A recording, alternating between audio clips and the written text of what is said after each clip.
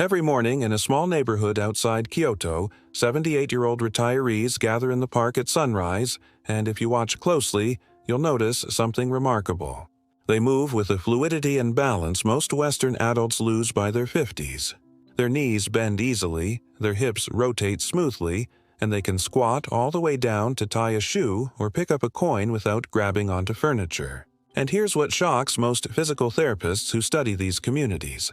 Many of these elders have never set foot in a gym, never lifted a weight, and never paid for a single session with a trainer. Instead, they practice 6 simple movements, most taking less than 2 minutes each, woven into their daily routines like brushing teeth or making tea. Now, before we walk through each of these movements step by step, I need to tell you something that will probably surprise you. The second most powerful movement on this list is one you already do every single day. But you're almost certainly doing it wrong, and that small mistake is quietly robbing your hips and lower back of the very mobility you need to stay independent. And the number one movement, the one that rewires balance and prevents falls better than anything else studied in major aging research, takes just 90 seconds and requires nothing but a wall and a willingness to feel a little awkward at first. But we'll get to those in a moment, because if you skip the earlier movements and jump straight to the advanced ones, you'll miss the foundation that makes everything else possible. Let me start with a question, and I'd love to see your answer in the comments. How old are you right now? And when you think about your mobility 5 or 10 years from now, what worries you most? Is it your knees, your balance, your back, something else? Drop a comment and let me know, because understanding where you are today helps you track the changes these movements can create. Here's the truth buried in the data. In Japan, the rate of hip fractures among people over 65 is roughly half what it is in the United States, and the gap widens with age. Researchers from universities across both countries have looked at genetics, diet, bone density, and while those factors play a role, one pattern keeps emerging in the interviews and observational studies. Daily movement practices that maintain range of motion, activate stabilizer muscles, and keep the nervous system sharp.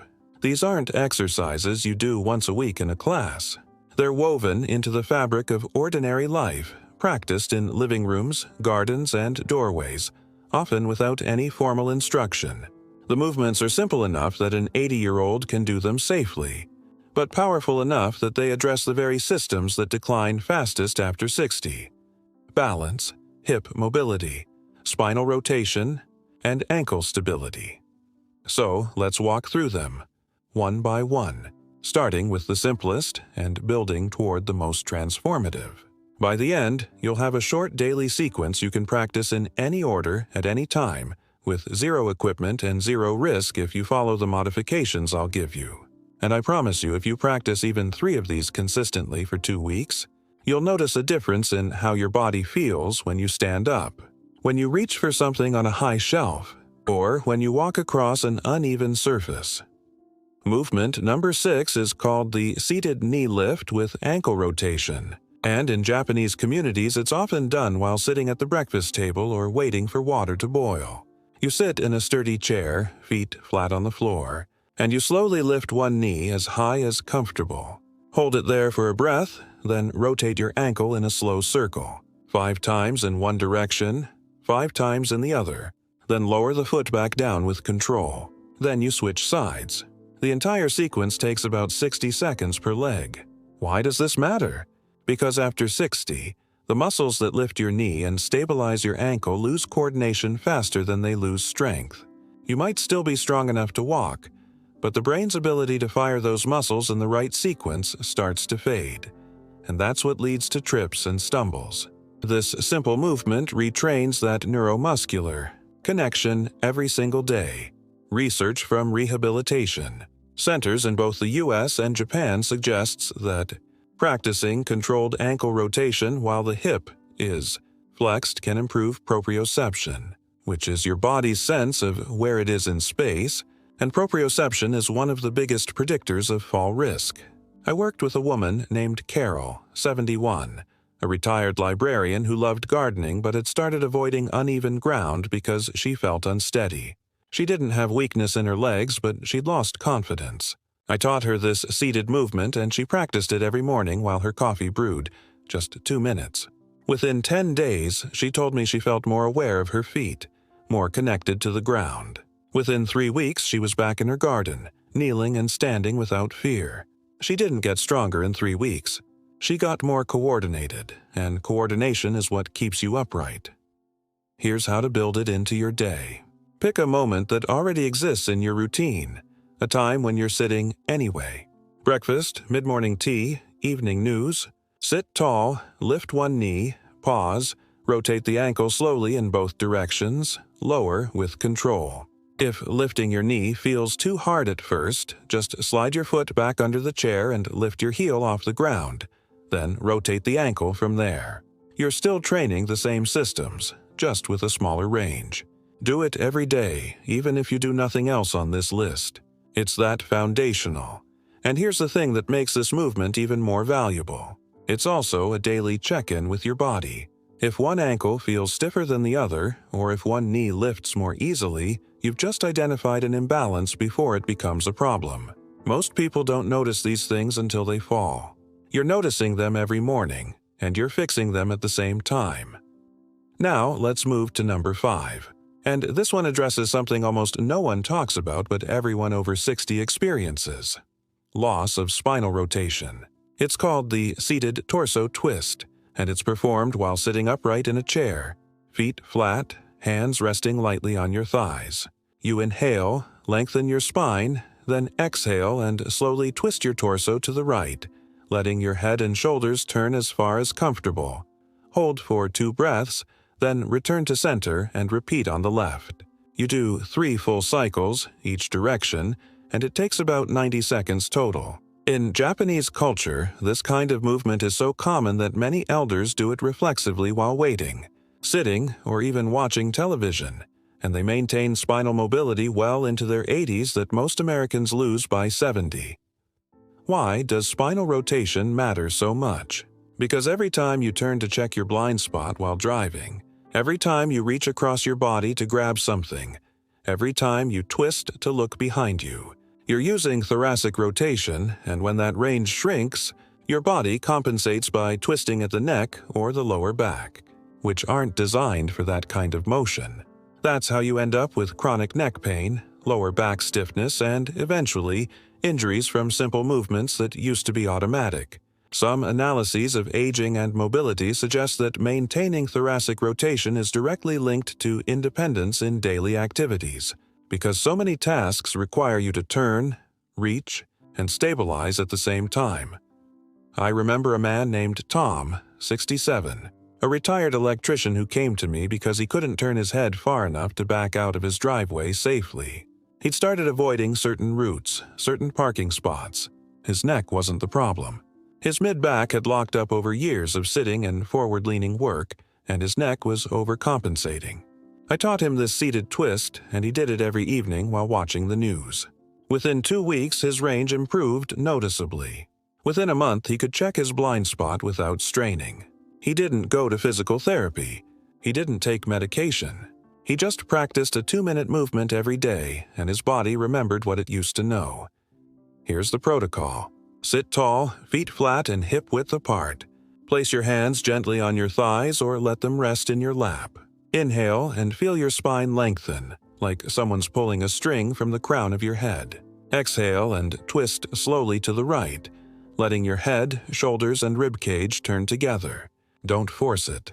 Turn as far as feels comfortable, hold for 2 full breaths, then return to center. Repeat on the left. Do 3 full cycles. If sitting upright feels hard, sit on a folded towel to tilt your pelvis slightly forward, which makes it easier to maintain length in your spine. And here's the key. Never twist from your lower back. The movement should come from your mid-back, your thoracic spine. If you feel strain in your lower back, you're going too far. This movement pairs beautifully with the ankle work from number 6.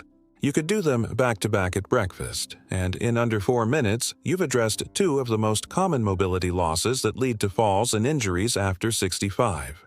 You're not exercising. You're maintaining systems that decline by default if you don't use them. Now we come to number 4. and this is where the sequence starts to challenge your stability in a way that builds real-world confidence. It's called the standing weight shift, and it's practiced while holding lightly onto the back of a sturdy chair or a countertop. You stand with your feet hip-width apart, and you slowly shift your weight fully onto your right foot, lifting your left foot just a half inch off the ground, and you hold that position for 10 seconds, feeling your right leg and hip working to keep you steady. Then you shift onto your left foot, lift the right, and hold for 10 seconds. You do 3 rounds per side, so about 1 minute total. In Japan, variations of this movement are built into morning routines and are sometimes practiced while waiting for rice to cook or tea to steep, and the consistency is what creates the benefit. Why is this movement so critical after 65? Because balance isn't just about strength. It's about your nervous system's ability to make tiny, constant adjustments to keep you upright, and that system degrades fast if you don't challenge it regularly. Every time you stand on one leg, even for a few seconds, you're training the small stabilizer muscles in your hips, ankles, and feet, and you're teaching your brain to react faster when you step on something uneven or unexpected. Studies from fall prevention programs across multiple countries show that single-leg balance practice is one of the most effective interventions for reducing fall risk, even more than general strength training, because it trains the exact systems that fail during a fall. I think about a woman named Linda, 74, a retired teacher who'd fallen twice in 6 months, once on a curb, once on her own front steps. She wasn't weak. She walked every day. But her balance reactions had slowed, and she'd lost confidence. I started her with this standing weight shift, holding onto her kitchen counter every morning while her oatmeal cooked. At first, she could barely hold 10 seconds without wobbling. But she practiced every day, and within a week, she felt steadier. Within 3 weeks, she could lift her foot and hold for 20 seconds without holding on. Within 2 months, she walked her neighborhood again without fear. She didn't join a gym. She practiced a 1-minute movement every morning, and her nervous system adapted. Here's how to progress safely. Start by holding on to something stable with both hands, just fingertips for light support. Shift your weight onto one foot, lift the other just barely off the ground, and hold for 10 seconds. If that feels easy, try using only one hand for support. If that feels easy, try letting go entirely and holding your arms out to the sides for balance. If you can hold 20 seconds per side without support, you're doing better than most people your age, and you've built a significant buffer against fall risk. But never rush the progression. It's better to practice with support every day than to try without support, lose your balance, and stop practicing altogether. And here's a small detail that makes a big difference. Focus your eyes on a fixed point on the wall in front of you, not on the floor. Your visual system is part of your balance system, and when you stare at the ground, you make the task harder. Lock your eyes on something stable and your body will steady itself more easily. Now let's move to number 3, and this one is often the most surprising to people because it looks so simple, but it unlocks a range of motion that most older adults have lost completely. It's called the wall-supported squat, and you perform it by standing about 1 foot away from a wall, feet shoulder-width apart, and you slowly lower yourself into a partial squat, as if you're sitting back into a chair while letting your hands touch the wall lightly for balance. You lower only as far as comfortable, hold for 3 seconds, then push through your heels to stand back up. You repeat this 5 to 8 times, and the whole sequence takes about 90 seconds. In traditional Japanese homes where people still sit on the floor regularly, this squatting pattern is used dozens of times a day, and it preserves hip and ankle mobility that Western adults lose entirely by their 60s. The reason this movement is so powerful is because a squat is the most fundamental human movement pattern, and when you lose it, you lose access to dozens of daily tasks. Picking something up off the floor, getting in and out of a low chair, gardening, playing with grandchildren, even using certain types of toilets when traveling. And here's what most people don't realize. You don't lose the squat because your knees are bad. You lose it because you stopped doing it, and your hips, ankles, and nervous system forgot the pattern. Research from musculoskeletal health centers suggests that restoring even partial squat depth can dramatically improve lower body function and reduce chronic knee and back pain, because the squat distributes load evenly across the hips, knees, and ankles instead of overloading one joint. I worked with a man named Richard, 69, a retired contractor who hadn't been able to squat below chair height in over a decade. He had knee pain, hip stiffness, and he'd started avoiding activities that required him to get low. I taught him this wall-supported squat, starting with just a few inches of depth, and he practiced it every morning after his coffee. At first, he could only go down a quarter of the way, but within 2 weeks he reached chair height.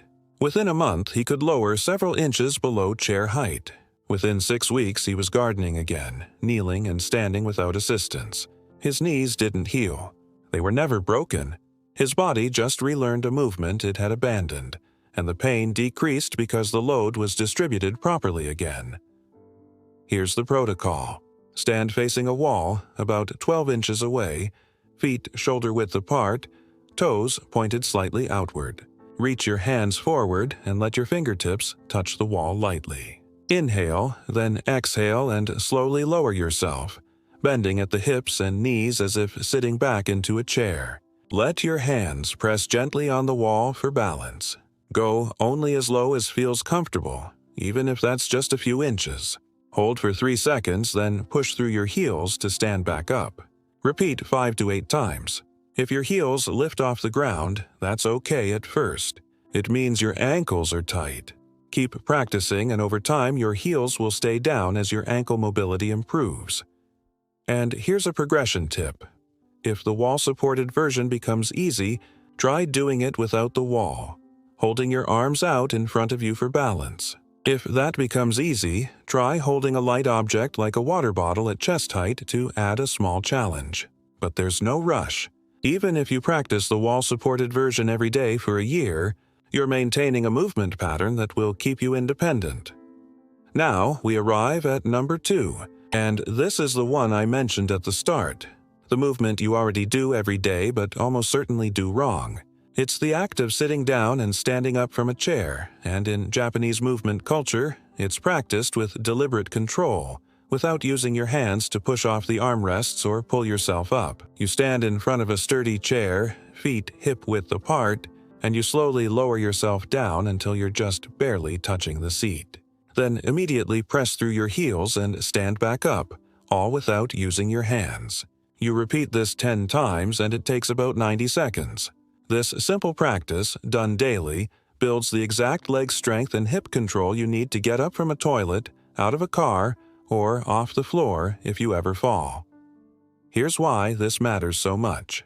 Every time you use your hands to push off when you stand, you're letting your arms compensate for weak hips and legs, and over time, that compensation becomes a dependency. Studies from physical therapy programs show that the ability to stand from a chair without using your hands is one of the strongest predictors of independence in older age, because it reflects functional leg strength, hip mobility, and balance all at once.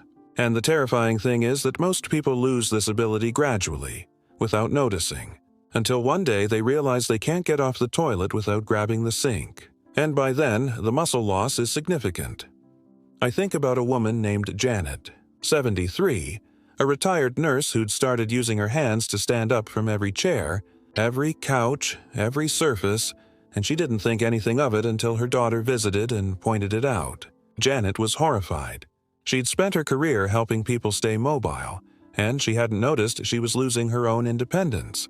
I taught her this sit-to-stand practice, and she did it every evening while watching television. At first, she needed to touch the armrests lightly for balance. But within 1 week, she could do 5 reps without hands. Within 2 weeks, she could do 10. Within a month, she stood from her couch, her dining chair, even a low garden bench without thinking about it. She didn't get dramatically stronger. She retrained a movement pattern and stopped letting her arms steal the work her legs needed to do. Here's how to practice it safely. Stand in front of a sturdy chair with no wheels. Cross your arms over your chest or hold them straight out in front of you. Slowly lower yourself down, hinging at the hips and bending your knees, until your bottom just barely touches the seat. Don't sit fully. Just touch and immediately press through your heels to stand back up.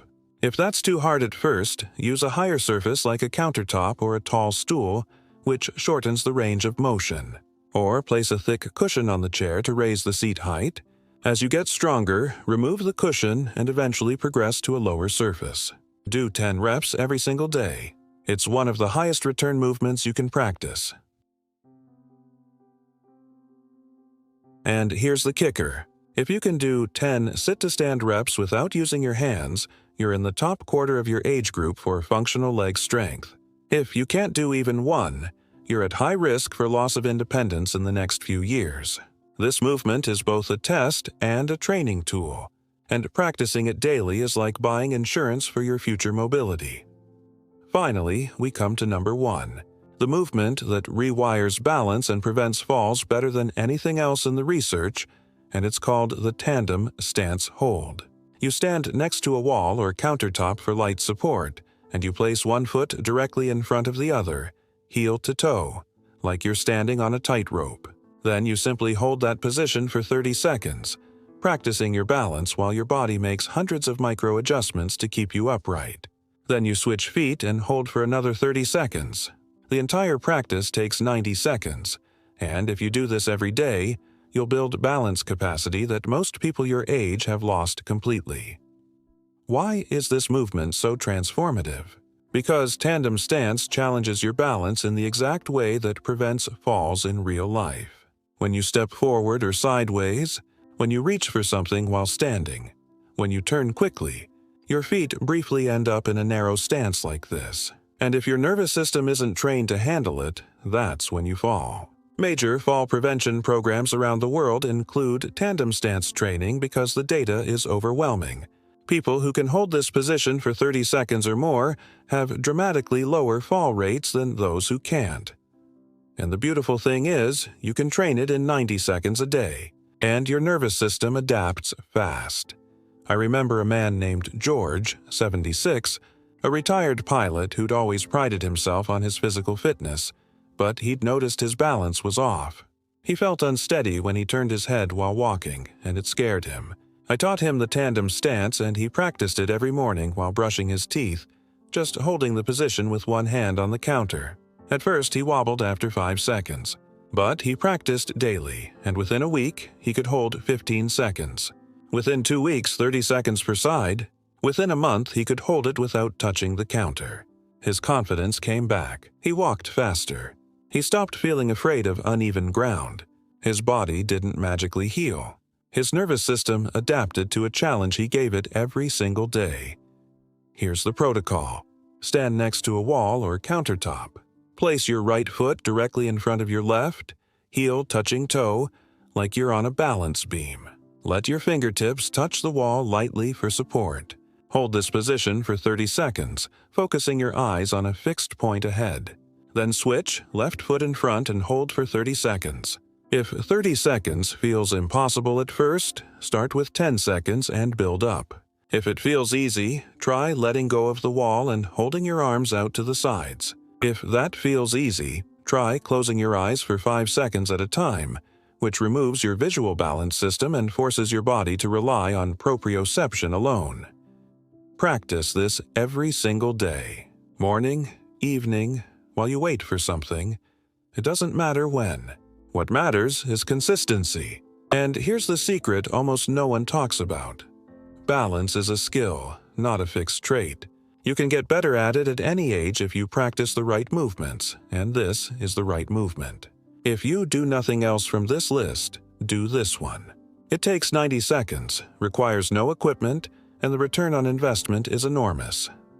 So here's the complete sequence if you want to practice all 6 movements in one short routine. Seated knee lift with ankle rotation while you have your morning coffee, about 1 minute per leg. Seated torso twist, 3 cycles, 90 seconds. Standing weight shift, 3 rounds per side, 1 minute. Wall-supported squat, 5 to 8 reps, 90 seconds. Sit to stand from a chair, 10 reps, 90 seconds. Tandem stance hold, 30 seconds per side, 90 seconds. The entire sequence takes about 9 minutes, and you can do it all in your living room, your kitchen, anywhere you have a chair and a wall. You can split it up throughout the day if you prefer. The key is daily practice, not intensity. And before I ask you my final question, let me tell you what's happening in your body when you practice these movements consistently. You're not just building strength or flexibility. You're training the communication between your brain and your muscles, the neuromuscular pathways that keep you coordinated and quick to react. You're teaching your balance system to adapt to instability. You're restoring movement patterns your body used to know but has forgotten. You're maintaining joint ranges that collapse by default if you don't move through them. And you're proving to yourself, every single day, that your body is still capable, still adaptable, still resilient. Now here's my question for you, and I really want to hear your answer in the comments below. Which one of these 6 movements are you going to start with today? And what part of your mobility are you most hoping to protect as you age? Is it your balance, your ability to get up and down, your flexibility, something else? Tell me your story. I read every comment and I'd love to know what you're working on.